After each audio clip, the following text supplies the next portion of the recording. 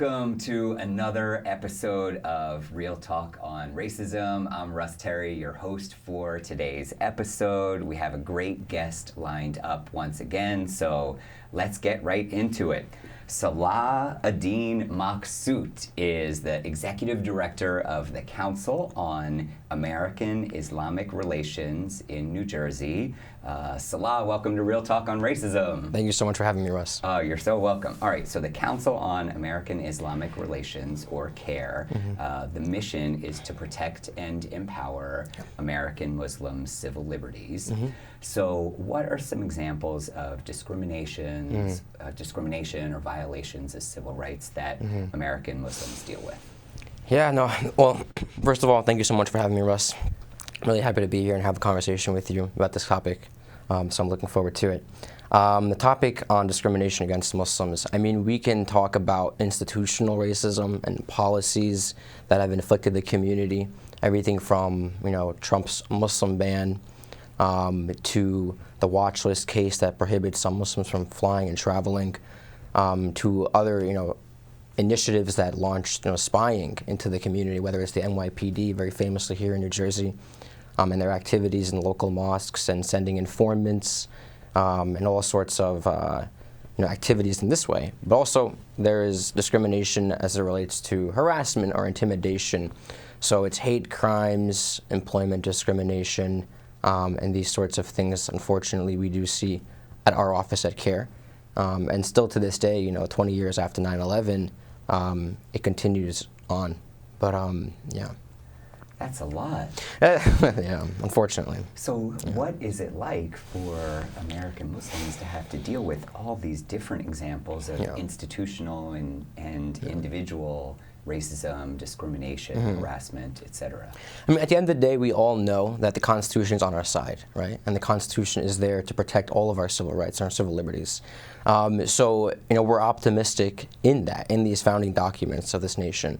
And as Americans, whether it's we're Muslim, Jewish, whatever background we might be coming from, any racial, religious, sexual background, we all have those rights, right? And, that is what keeps us fighting and keeps us going. So we look to the Constitution in all of our legal battles, whether it's taking it to the courts or we're just having a discussion in the media about issues that are inflicting the community. We always turn to our Constitution to kind of root us in the conversation. But yeah. So what's a key line in the Constitution that helps to protect American Muslims? Yeah, I mean, freedom of religion, freedom of assembly, these sorts of things. For example, we have mosques that, find difficulty in being established in various towns. Even here in New Jersey, I can probably list 4 or 5 different mosques that have found difficulty because various zoning boards have, produced hurdles and obstacles throwing it in their way. And various, town members, not being very welcoming of their new Muslim neighbors. So in this case, we know the Constitution allows for, freedom of worship and equal opportunity for all houses of worship to be established, all people to worship freely without unjust infliction or difficulty. But, it's interesting because in the work that I do, helping companies and individuals embrace and understand diversity and inclusion and anti-racism, I wish more people would look at what they have in common as opposed to what the differences are. You know, a lot of people are passionate about religion, and it may be different religions, but my hope is that people look at what they have in common, not that the differences that they have. Absolutely. Got it. All right, so how about you personally? What are examples of discrimination or harassment that you've had to face? No, that's a great question. Because I don't, quote unquote, look Muslim, which, doesn't make sense, right? Because you cannot look like a Muslim. What does that mean, right? Do I look Arab, South Asian, etc.? I'm Turkish, so white, right? So I would face unique situations where, for example, there are times when I'm talking to someone who doesn't know I'm Muslim, right? And we're talking about politics and religion. And I never forget this one incident when I was at an undergrad. I was a junior, and I was talking to one individual about politics. And he went on and on about the Middle East. And he started talking about Muslims, saying, the religion of Islam is violent. Muslims, we can't trust them. You have to be careful. They are prone to lying and, all these sorts of things. And I'm like, really? Listening to him talk, not saying anything, just listening. And I thought, that's really interesting because I'm actually a Muslim. And he was in shock. His face turned white, and he didn't know what to say. He began stumbling on his own words. And he's like, oh, well, I didn't mean it that way. Or not all Muslims are like this. And I'm like, yeah, well, you clearly don't, understand. The community or the faith. But yeah, these sorts of situations I do find myself in frequently. But that pales into comparison to some of the things that, family and friends have experienced. Most often our office gets calls from women who wear a headscarf, for example, because they are most visibly Muslim, right? And whether it's physical or verbal assaults, these things, they still happen to this day.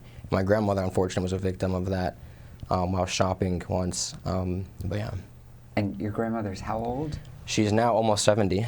The incident happened about 10 years ago, but she was physically assaulted while shopping at a Macy's. A 60-year-old woman? Yeah, at the time, yeah. Someone would assault a 60-year-old woman? And told her to go back to her country. And she said, you don't speak English, but my grandma speaks 7 different languages, including English, very well. At Macy's? At a Macy's, yep. Oh. And here in Jersey. I know. Which, it just makes me sick to hear stories like this. And, I'm grateful to you for sharing because hopefully people watching that didn't know things like this have been happening will be more accepting of Muslims and will do what they can to be more inclusive of Muslims as opposed to, the zoning boards making it harder and the subtle or not so subtle discrimination that seems to be absolutely happening. Right. Number one, in terms of that situation that happened with you and the person in undergrad. Yeah. And you went to NYU, so a diverse place theoretically in a diverse city theoretically. Right. I want to give you a lot of credit for addressing the situation in the moment with grace. That's something that is or can be hard to do. Mm-hmm. Yeah, I was just thinking, how do I respond to this? At one point, I was like, maybe I just shouldn't tell him. Maybe I should just, walk away out of the frustration. But yeah, it was. And what are the emotions that you have in that moment? And just almost like confusion, like, why do people think or feel this way? And it's tough. And it's, of course, builds into frustration and anger. But you can't let yourself get caught up in that.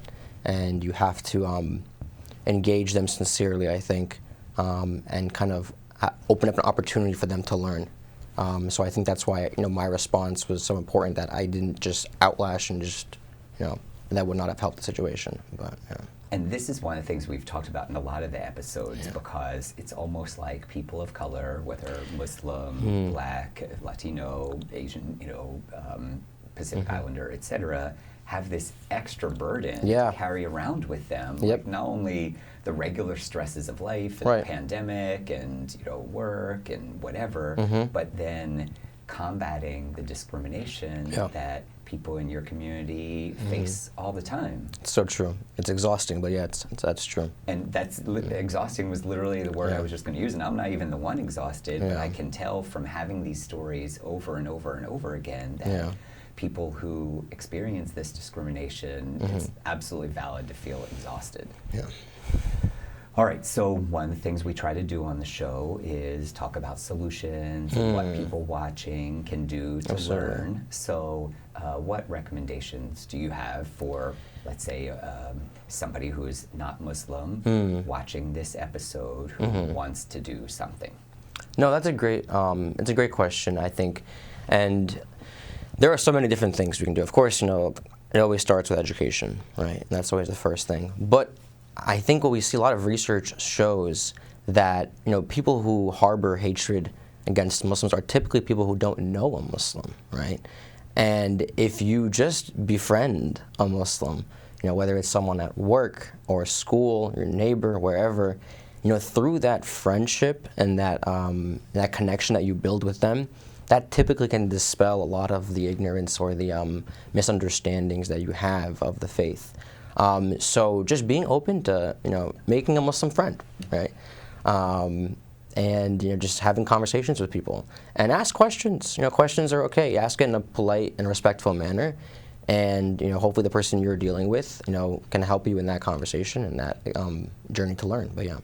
It's interesting that you say that. So I do have some Muslim friends. Awesome. One of my best friends is Muslim. So some years he's missed my birthday because it came during Ramadan. Oh, okay. And he's done a great job educating me on Ramadan and things to talk about and not talk about during Ramadan. It's stuff that best friends talk about. Right. And my friend and yoga teacher Umit is also Muslim. Awesome. And when he comes over to my home to do yoga, and I coach him also. He actually asks for a quiet place to pray while he's over my house because he prays 6 or 7 times a day. So giving him that space to do that is in both examples of both friends, I feel like I've enhanced my cultural competence by being friends with them, interacting with them, treating them like I would treat any friend, learning more about them. And I personally like learning about other cultures. It's number one, just intellectually stimulating and interesting, but also I feel like we as a society should want to learn about other cultures. Yeah, absolutely. So you mentioned, in addition to befriending a Muslim, education. So what recommendation do you have for people to educate themselves, to learn? Yeah. In New Jersey, we're lucky because, there are so many mosques throughout the state, right? I was looking at a map the other day, and there's about 150 of them, I think, that we know of. So go visit one, right? And if you look at the Muslim community, they're very welcoming. Hospitality is like front and center of the community. And you may have experienced that with some of your Muslim friends, right? It's always welcoming people and having them into the home, having them at the mosque, talking over a meal. So find a local mosque, knock on their door, say, hey, do you guys have any events I can attend, or anything of the sort? Just have proactive kind of mindset, and see if you can, pay a visit. But yeah. I don't know if you can tell, my mouth is ajar. Oh. I'm at a loss for words. No, because number one, I never thought of that. Yeah. Number two, I didn't realize that somebody who isn't Muslim can go to a mosque. Oh yeah. Absolutely. Okay. Absolutely. I've seen so many situations where, people from all walks of faith, attend the mosque, whether it's an open house situation or it's they just want to come see. People are interested. They're curious, right? So what better way than to interact with the house of worship, the community center? But yeah. Wow, and I would imagine, I live in Jersey City, which is either first or second in terms of most diverse cities in the entire country. Right. So I would imagine there are mosques in Jersey City. Well, I'm putting it out into the universe. Maybe we can go to a mosque together sometime. Yes, we should actually. All right, we'll plan that after we get off the air. But thank you. I really appreciate that. That's really awesome. Yeah. All right, so we're here today with Selaedin Maksut. He's the Executive Director of the Council on American-Islamic Relations, or CAIR, here in New Jersey. So what are some actions you are taking through your role with CAIR on the front lines to combat discrimination against Muslims? Okay, so it's a great question, and I think the past 2 decades since 9/11, the Muslim community has really been kind of reactive. So it's responding to the hate crimes, kind of responding to the policies and the foreign affairs and the difficulties that our community has faced. So it's a lot of just reacting. We're trying to change our approach to be more proactive instead of just responding to what's happening to us, right? So we've launched a few initiatives that are proactive measures to combat Islamophobia and anti-Muslim sentiment.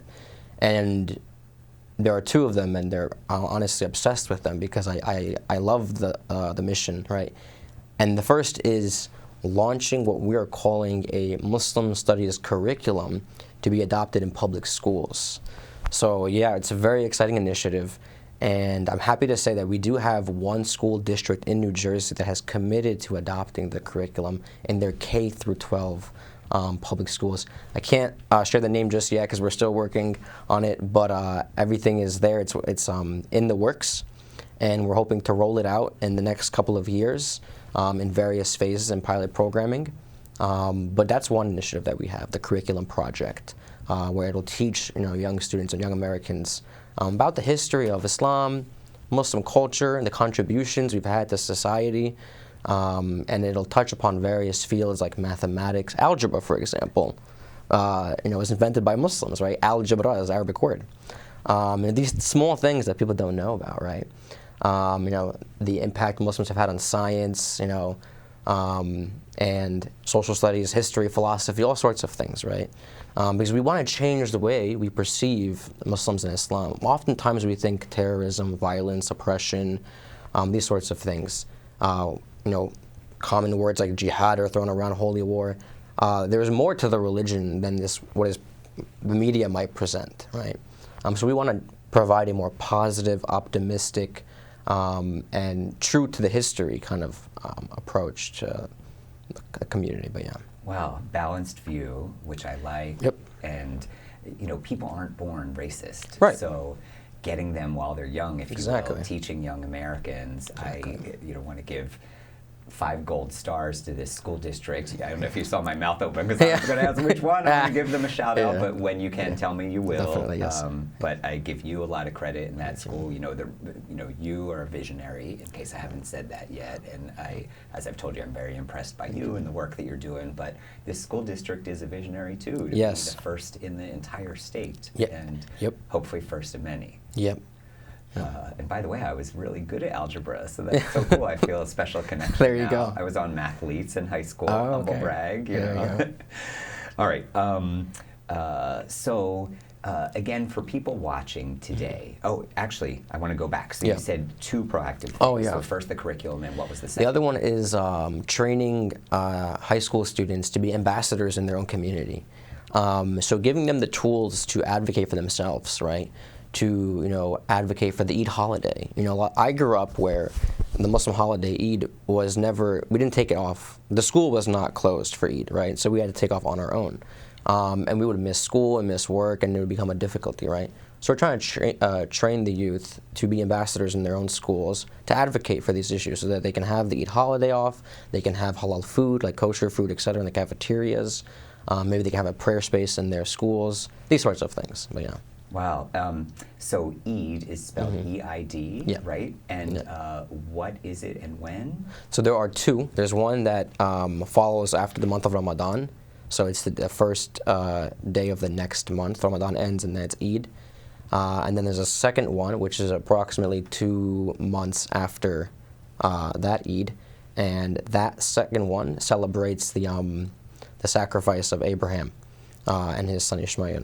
But yeah, it's the story of Abraham and Ishmael. Yeah. Got it. And Eid is, there's like a big meal Yes. that everybody comes to because Yep. you can eat before dusk. Yes. On Eid is like the first day in the month, in a month that you can eat before dusk. Exactly. Okay, Yeah. I'm learning some things. Yeah. And there's actually this great movie that a friend of mine was in called Breaking Fast. Okay.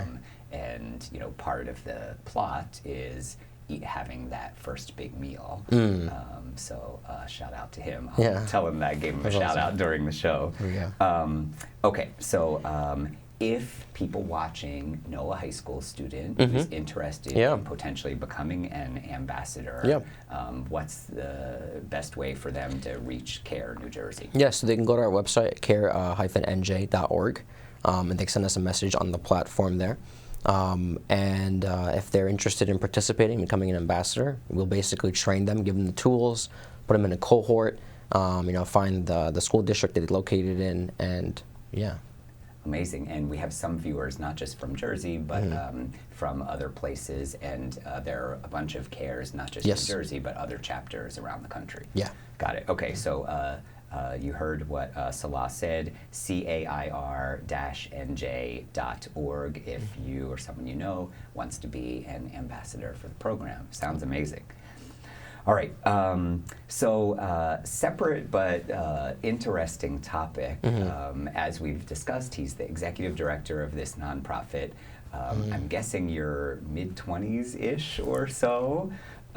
27 now. Okay, 27, mid to late. So, congratulations Thank on you. having so much success and running a nonprofit at such a young age. You obviously went to the Ivy Leagues, masters from Columbia. So how have you been able to accomplish so much at such a young age? The other day I saw on social media a comment that said something to the effect of, there's no such thing as being self-made. There is so much that goes into, the behind the scenes and who I am as a person, right? And before anything else, it's always thanks be to God, right? For everything that we have, and we're thankful for that and for what He's been able to give us. But then my parents, right? I mean, they're my inspiration, and my grandparents especially, because they were the ones that moved to America. They were the immigrants, both my mom and dad's side, and watching them grow up, and watching me as growing up, watching them and create businesses and be involved in the community and being leaders in their own right, I think was a huge inspiration for me. So a lot of what I have today is thanks to their hard work. But yeah.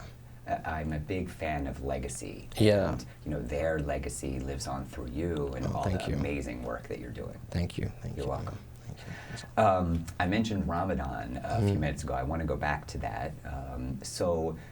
During those 30 days when Muslims are fasting, can't eat during daylight hours, often have to work while navigating Ramadan, which can be challenging. It's light out, when Ramadan's over the summer, obviously it's light out very long. I checked this year and Ramadan starts on April 2nd. But what are good best practices for someone who isn't Muslim, doesn't practice Ramadan, to support those who are fasting and going through Ramadan? Yeah, no, it's a great question. So Ramadan is, it's also it's time where we observe fast, so we don't engage in eating or drinking, but we also don't engage in other activities, right? We try to be the best version of ourselves, right? So it's, being extra charitable, being extra kind, being diligent, at work, and continuing to uphold, good ties with family, and just trying to get to be the best version of ourselves. So it's a lot is involved, and of course the days can be long, as you mentioned, in the summertime, and now it's getting closer and closer to the winter because it changes every year. So the days are a little shorter, so we're looking forward to that.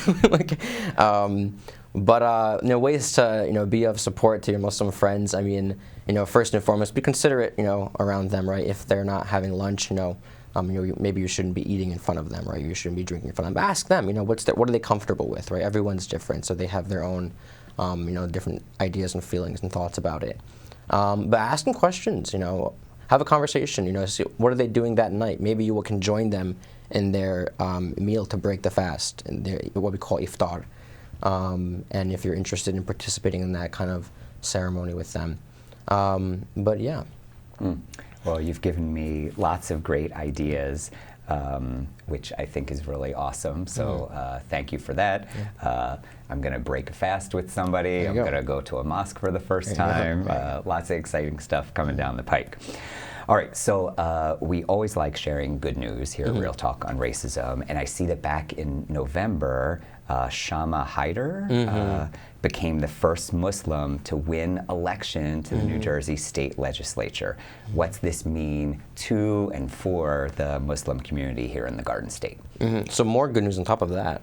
So we have Shama Hyder, and we also have Dr. Sadaf Jaffer, who actually, they both won simultaneously, in the same election. So they're now both in the assembly. Yeah, so we have two Muslim women in New Jersey Assembly. So the first ones to serve in New Jersey State House. And we're very excited, for obvious reasons, right? Representation is very important. First and foremost, representation opens up so many doors for people, right?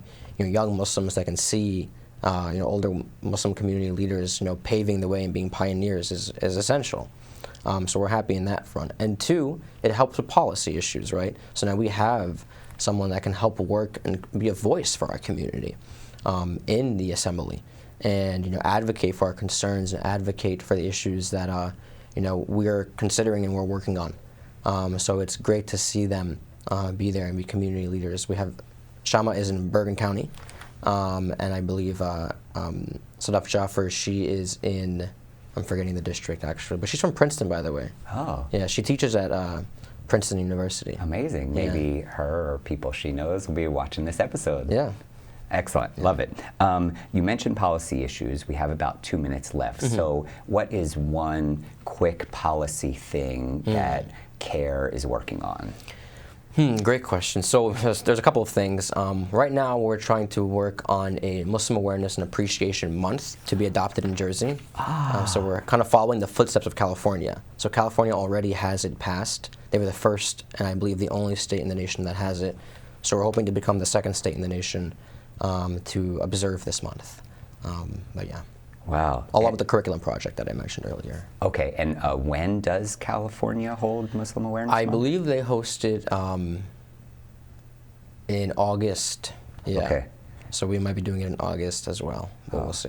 Please keep me posted on Yes. that too. I know you have lots of to-do items from our show today. I'm giving you lots of homework, but thank you, because that'd be something that I would want to share, that this Muslim Awareness Month hopefully becomes a reality here in New Jersey.